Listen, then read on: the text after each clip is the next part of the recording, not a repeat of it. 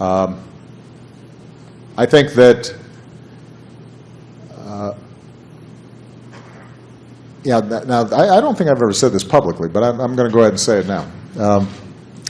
We shouldn't be making it harder to vote. We should be making it easier to vote. And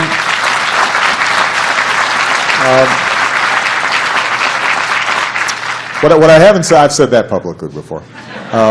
So my Justice Department is going to be vigorous in terms of trying to enforce voting rights. I gave a speech down in Selma at the 50th anniversary that was incredibly moving for me and my daughters. And the notion that this day and age we would be deliberately trying to restrict the franchise makes no sense. And at the state and local levels, you can push back against that and make sure that we're expanding the franchise, not restricting it. In Australia and some other countries, there's mandatory voting. It would be transformative if everybody voted.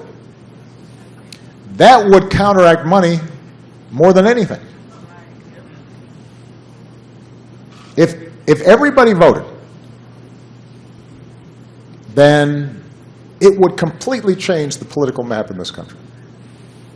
Because the people who tend not to vote are young, they're lower income,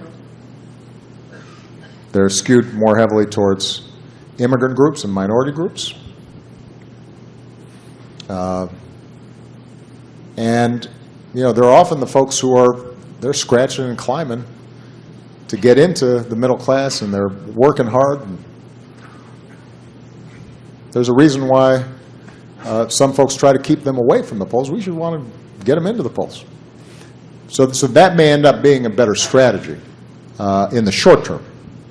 Long term, I think it'd be fun to have a constitutional amendment process about